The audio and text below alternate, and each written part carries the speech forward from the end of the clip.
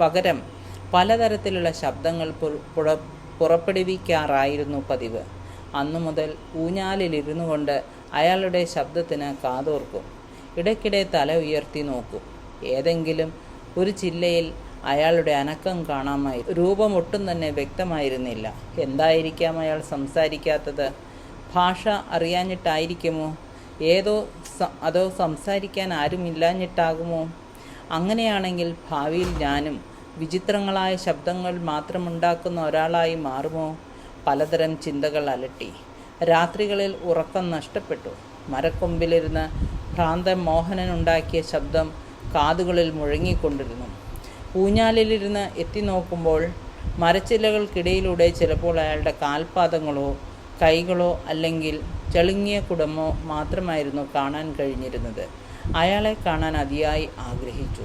ഭാവനയിൽ ഞാൻ അയാൾക്ക് കൈകാലുകളും ഉടലും മുഖവും വരച്ചു ചേർത്തു. ഓരോ ദിവസവും വിചിത്രമായ ഓരോ തരം ശബ്ദങ്ങൾ അയാൾ ഉണ്ടാക്കിയിരുന്നു. ശബ്ദങ്ങൾ മാറുന്തോറും ഞാൻ അയാളുടെ രൂപവും മാറ്റി വരയ്ക്കാൻ തുടങ്ങി.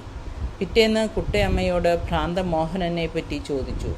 മോഹനനിരുന്ന് ശബ്ദമുണ്ടാക്കുന്ന കശുമാവിന് താഴെ അയാളുടെ വീടായിരുന്നു. മോഹനന് 4 വയസ്സുള്ളപ്പോൾ അമ്മ കായലിൽ ചാടിച്ചെത്തു. ആകെ ഉണ്ടായിരുന്ന ഒരു സഹോദരൻ ചെറുപ്പത്തിലെ നാടുവിട്ടു.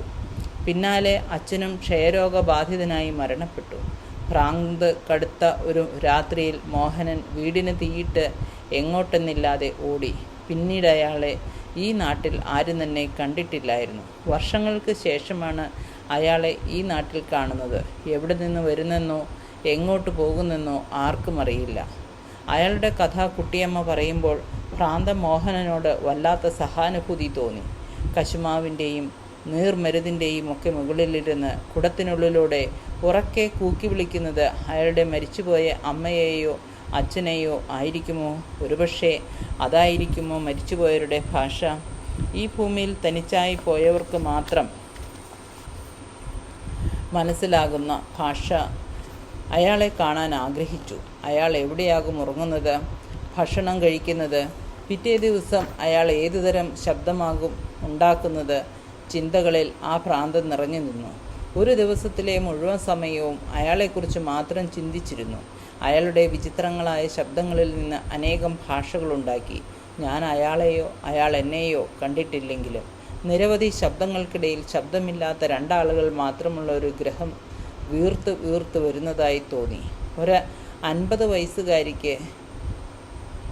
9 വയസ്സുകാരിക്ക് ആദ്യമായി ഇഷ്ടം തോന്നിയ ഒരു പുരുഷ ശബ്ദം. പിന്നീട് അയാളെ കാണാനുള്ള ആഗ്രഹം ഇല്ലാതെയായി. നേരിൽ കാണുമ്പോൾ സങ്കല്പത്തിൽ വരച്ച രൂപമല്ലെങ്കിലോ എന്ന് ഭയന്നിരുന്നു. എനിക്ക് അയാളുടെ വിചിത്രമായ ശബ്ദങ്ങളും ദൂരെ മരങ്ങൾക്കിടയിൽ നിന്നും അസാധാരണമായി ചലിക്കുന്ന അയാളുടെ കൈകാലുകളുടെ ചിത്രങ്ങളും മതിയായിരുന്നു. ഉറക്കമില്ലാത്ത പല രാത്രികളിലും ആ ഭ്രാന്തനെക്കുറിച്ച് മാത്രമായിരുന്നു ചിന്ത. ആ മനുഷ്യർക്കൊക്കെ എങ്ങനെയാണ് ഭ്രാന്ത് പിടിക്കുന്നത്? ഓർമ്മകളുടെ ക്രമരഹിതമായ സഞ്ചാരമാണതെങ്കിൽ പിൽക്കാലത്ത് ആ വിളി എന്നിലും വന്ന് പതിച്ചിട്ടുണ്ട്. അപ്പോഴൊക്കെയും ഭ്രാന്ത് മൂത്ത രാത്രിയിൽ മോഹനൻ തൻ്റെ വീടിന് മുകളിൽ കൊളുത്തിയ തീ പലപ്പോഴും ഓർമ്മകളായി വന്ന് എന്നിലും നിന്ന് കത്താറുണ്ട്.